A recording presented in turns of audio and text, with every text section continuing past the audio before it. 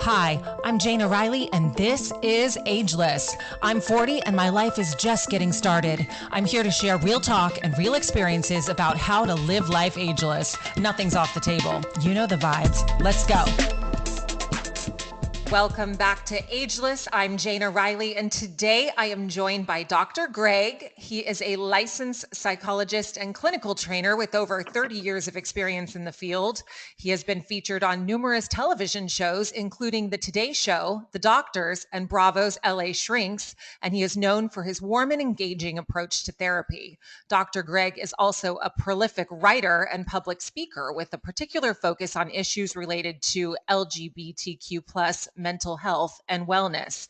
He currently maintains a private practice in Los Angeles and serves as a clinical professor at UCLA. Dr. Greg, welcome to the show. Thank you. It's very nice to be here. By the way, that bio was written by AI.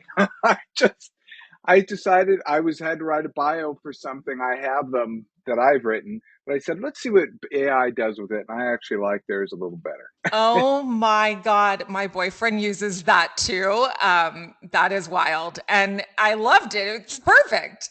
Okay, it captures it very succinctly, so it's nice. I would have to agree. It really does. And for the record, I absolutely loved LA Shrinks. Oh, It helped thank me you. so much. You Oh, were thank you. amazing on that show. Thank you. Thank you. Well, it was a good experience. It was a good and challenging experience, but it was good. Yeah.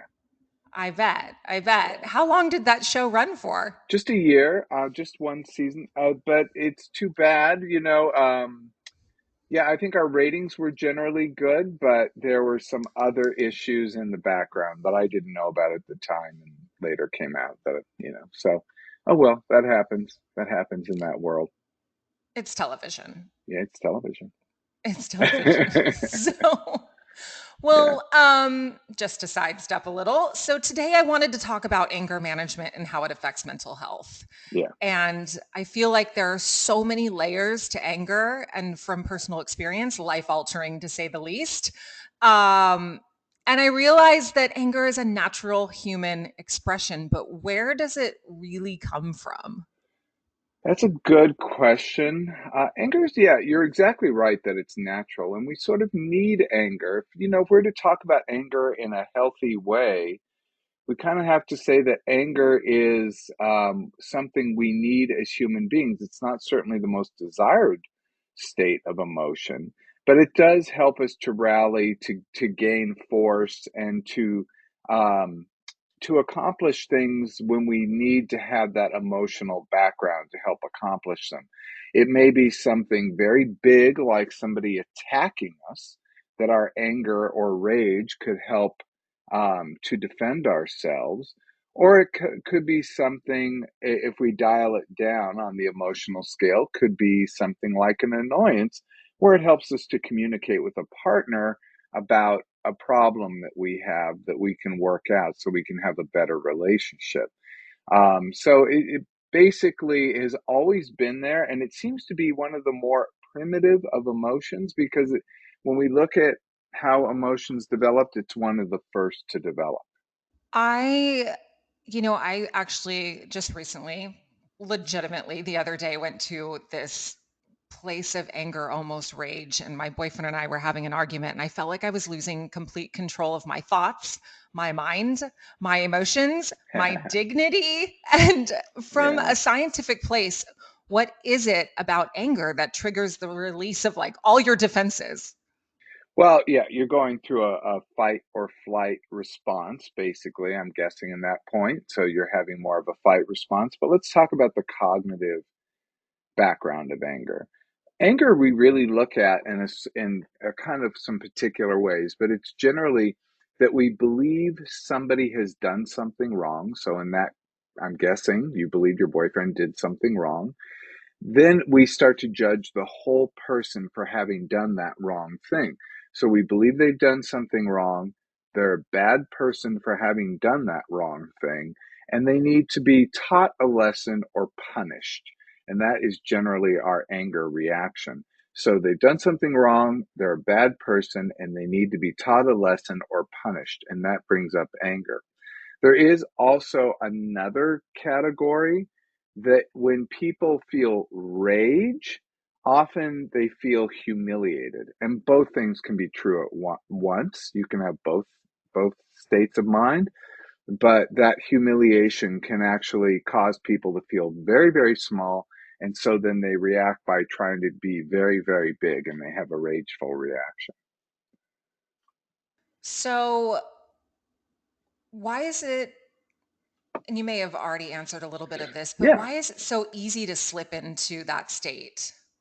It's an interesting thing. I don't know that it's, we learning to manage our anger is something we have to do from very little, when we're very little kids.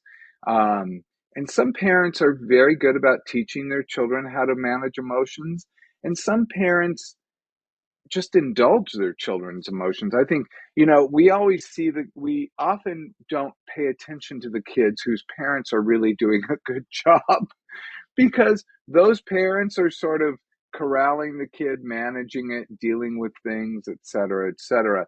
We often pay attention to those children whose parents don't really have control. So the child's yelling, screaming, et cetera, or the child has some sort of challenging issue where the parent is almost in over their head. It's just a tough situation. Um, but yeah, from when we're young, we have to learn to manage frustration, and that really is a bottom line emotional stance of where anger comes from. We all don't get what we want. So we have to learn to manage when we don't get what we want and be able to tolerate the distress, be able to sit with it and be not maybe okay, but to understand it isn't the end of the world and we can come back another day or find another way to achieve what we want. I feel like I've been spending my entire life practicing that.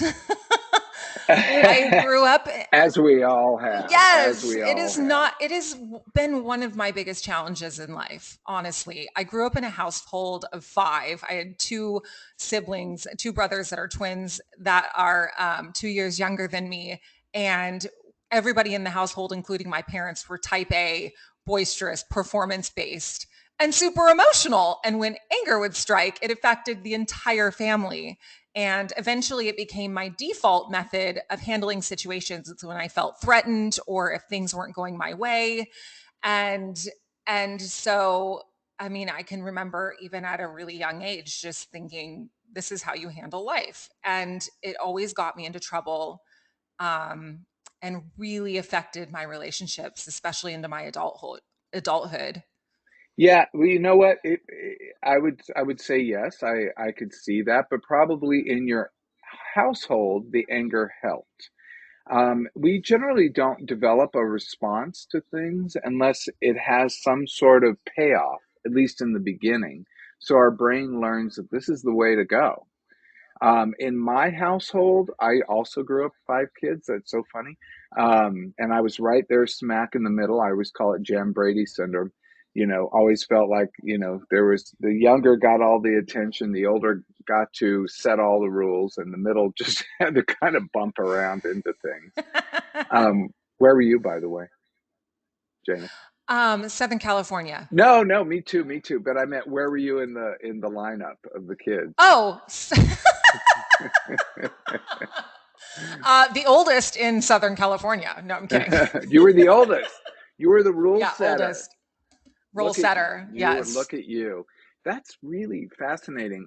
Interesting too, because my oldest sister, I see her struggle sometimes. She was always sort of used to being on top, setting the rules. And it's interesting. I see her continue to do that. I don't know if that's you.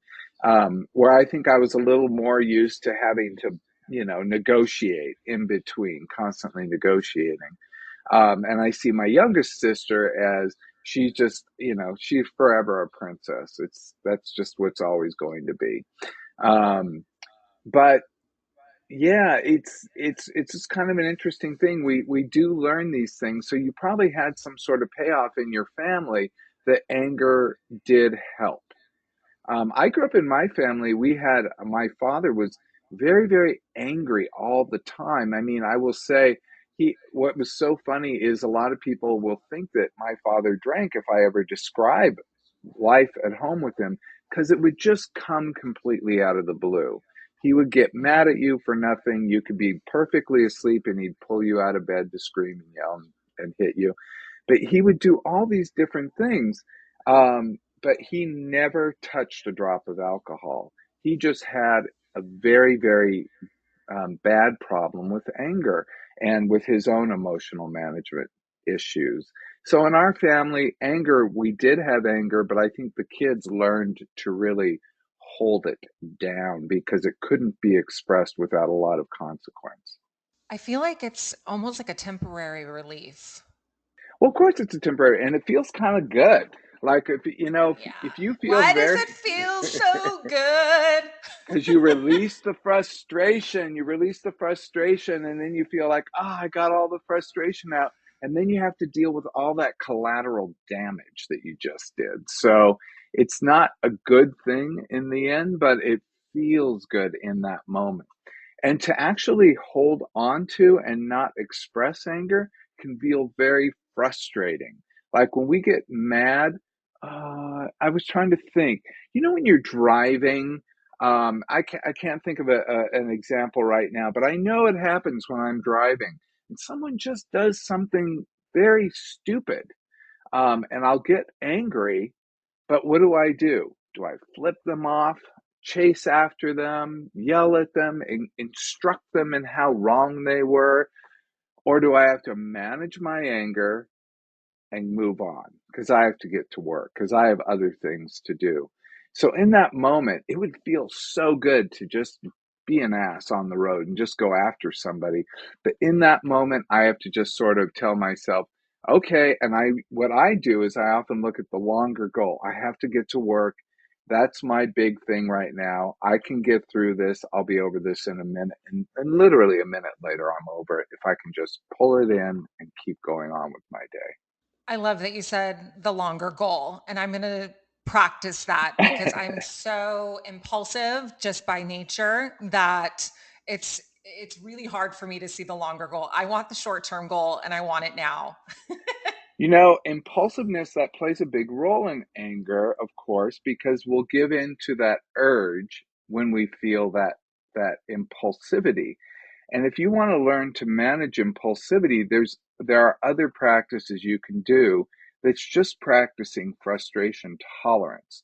I often instruct parents and then eventually a lot of clients because they didn't learn it adequately as kids, how to just manage frustration because it's one of the most, if not the most important skill we can have in life is to be able to sit with difficulty. And so managing frustration, exercises I give to people, by the way, these are two big ones I give, is I have people when they go to a parking lot to park in the farthest parking space they can park every time, not just once, not twice, but every time, so that because how we'll spend over and over, we'll drive closer and closer to look for that perfect parking space.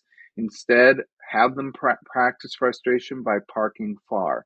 And also, the other thing is when they encounter a line, is to go to the longest line. So when you go to the grocery store or to a gas station, get behind the longest line instead of trying to find the shortest one and just sit there. And third is when you're on the road, get in the slowest traffic lane. All three of those help build our frustration muscle, but all three of them are extremely challenging for everybody, but especially people with frustration issues or impulsivity issues. Nobody wants to do that, Dr. Greg. Nobody No, wants they to all do that. suck. They all suck. But as you were sharing, I felt like, okay, this is something I need to practice sometime because you're right. When you put it in terms of building a muscle, the frustration muscle, for me, that just goes directly back to fitness. And I know what that looks like and what it takes. And it takes persistence, it takes patience, and it takes consistency. So, I'll have to get back to you and let you know how my run went on that. I'm sure you'll do very good because I actually find people who are involved in fitness already know this intuitively. They understand that results don't come easily and they come after a lot of hard work, and just one workout won't mean a change in their body. Like, and in fact, you can have one workout and a day of eating flawlessly and gain weight, and you're like, what just happened? Um, but if you that's the people who are focused on these very narrow results. You kind of have to look out over time. So when people are practicing emotional goals, they want to practice these skills. They may still have an outburst, but over time, are they getting fewer and fewer outbursts, and are they able to manage them better? I love it. I love all your suggestions, and it makes all the sense to me, and hopefully to the audience here.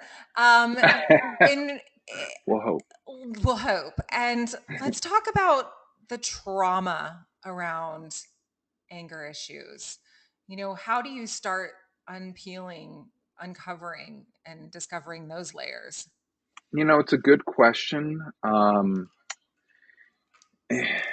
I often think trauma is an overused concept in today's world. We often say everything's traumatic. Oh my God, I couldn't get into the movies because it was sold out. So that was a trauma. I mean, come on, people. But, Right. I'm but with you. anger can cause genuine trauma because things like physical abuse, emotional abuse, verbal abuse, um, are end up being quite traumatic. Bullying, which I talk to a lot of people about, and a lot of people carry long, long-term scars, and people have to really deal with those things, and it's very hurtful to them. Trauma is something that is best handled by being able to sort of talk to the person and be able to let them express everything that they can. So the treatment really can look rather boring, but it's straightforward. It's being able to tell your story. And how I often look at trauma, it's as if you're carrying. Remember 52 card pickup? Remember you'd hold a deck of cards and someone would go, "You want to play 52 card pickup?" And you're like, "Sure." And yeah, I was just a kid. I remember this, my siblings. This will give you a good flavor. Hold up a pack of cards and they're like, "Let's play 52 card pickup." And then they'd whack the pack of cards out of your hands, and then you'd have all the cards laid out on the ground. When a trauma happens, we have this neatly ordered pack of cards, which is our brain. And when a trauma happens, it's like we get whacked and all the cards go on the ground. So, what the person's task at that point who suffered the trauma is they have to pick those cards back up. And to deal with the trauma in the short term, they may just rush and get all the cards together very quickly. But that may mean all the cards are sort of out of order and upside down, etc. Part of what they need to do in trauma recovery is to be able to reorder the cards.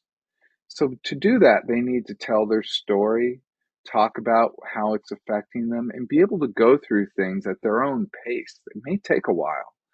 Um, and this helps them to be able to start to reorder the world that makes sense to them. This is the treatment. But we also have to understand a truth about trauma, which is that truth can cause us to gain a different perspective on the world. If somebody has been through, they've been robbed at gunpoint, they've been raped, they've had a serious car crash where their life has been threatened, they gain a different understanding of the world. And so they may start to see the world differently than they did before, but that's just adaptive. What we want to help them do is to be able to see the world with that new information, but not have their world limited or held back because of fear. And fear is the ultimate driver. And I really feel like that was where a lot of my anger issues had come from too, is just genuine fear of not getting my own way, or fear of, having to be defensive because I felt threatened. Yes, I mean, absolutely true. You know, yes. I would not want you to stop having defensiveness. Here's a, I'm here's gonna I'm gonna play this back to my boyfriend. well, we can talk about the defensiveness in general is not helpful in relationships, and it's one of the four horsemen of the apocalypse. Mm, But if you are truly feeling threatened, then it's good for you to be able to have that response. What we want to do is to not have that response willy nilly so that you're mm. defensive about everything. You know, there are those people. I'm constantly amazed by these people who, one, can't admit that they did something wrong, and two, refuse to apologize for anything. And I'm thinking, what is the big deal if you do something wrong? So what? Because that's the only way you can really correct something is to realize you've done something wrong. And what is, apologies are cheap. They help to mend relationships. And that to me is why apologies are really helpful. It's not to say, absolve me of my sins, because you can't do that. But I can say, look, I regret what I did, and I'm sorry that I hurt you, and that will really actually probably help you to be able to come toward me. If we had a disagreement, you and I, Jenna, you could come toward me and then say, yes, I appreciate that, thank you, and we could get on with our relationship, and in fact even have a stronger one as a result. So I think, um, to be able to take responsibility and to be able to apologize are two of the most powerful yet easiest things to do. I agree. It's one of the most humbling experiences I've ever had, and True. also the most rewarding. And then I get to practice forgiveness too, which I feel like is the root of all of it. Yes, and forgiveness, I often find it's much easier to forgive others than to forgive ourselves. And I think a lot of people that struggle with anger have a lot of trouble forgiving both. They don't forgive others, they hold on to past hurts, and they don't forgive themselves. They have these unrealistic high expectations of themselves that are just not helpful. Um, and in fact, we all screw up all day long. I sometimes marvel at the amount of screw ups I do in one day. Um, and I'm like, my goodness, or I say the wrong thing or I do the wrong thing. And You're I not know, alone. yes, but you know what I do is I just get on with things, and I notice that actually overall people are generally very forgiving. Like they see me goof and say the wrong thing, do the wrong thing in my work. It's tough. I may have two offices. I'm in the other office right now. I point toward my where I do in-person therapy. I do my video sessions here, but I point there because it's like in that room, it's almost a holy room to me, in the sense that I screw up and I never want to. I always want to help people, but I do screw up. But you know what I find is the clients go there with me, and they allow me to screw up because I allow them to screw up. So we screw up together, and we all move forward. That's a beautiful thing. That's a deep connection and so sacred. Hmm. I thank you. Yeah, it really is. I think therapy, I think sometimes therapy is oversold. Sometimes people think it's a cure-all for everything. It really isn't, but it is an amazing sacred relationship where healing really takes place. I love that, where healing takes place. And I think that's what we're all here for. Um, well, I just wanted to end with one last question for you, and that is mental health has just been such a hot topic, Yeah. especially after the pandemic. So, what would be your suggestions to keep your mental health healthy? Oh my goodness, that is a huge question. And I think yes, um, we need to stay out of the crazy lane, by the way. I think a reason that we got very unhealthy was not just the fact that we were isolated, which is a big one, but that we got a lot of inconsistent messaging, especially from leaders at the top, and we had leaders and media sources who thrived on um, sensationalism and emotional hits rather than on helping us all to cope. So one thing you can do, I've heard it's there are many things you can do to help your mental health, but surround yourself with people who support you, who are consistent, who don't give you mixed messages. Don't gravitate toward, boring is helpful. Boring is, in relationships, believe it or not, I've come to be, convinced that boring is one of the most helpful states of mind one can be. It even is a state of mindfulness that you can start to see the world for what it is and appreciate it for what it is instead of demanding it be constantly different than what it isn't and getting mad at other people for not being exactly what you want, but just to accept them for who they are as human beings and yourself. And if you can do that, you are 90% there. I mean, it is a powerful thing. Absolutely. Well, I have so enjoyed this conversation with you today. Thank you so much for dropping all your knowledge on us. Thank you, Jana. It was really a pleasure speaking with you, honestly, very, very Oh, much. Not that I likewise. would be dishonest, but I really appreciate it. Yes, same. And I just hope you have a beautiful day. And thank you for coming on the Ageless podcast, Dr. Greg. Thank you. What a pleasure to be here. What a pleasure. Thank you. Thank you for joining me for another episode of Ageless. Don't forget to rate and subscribe. Tune in next week for a new episode.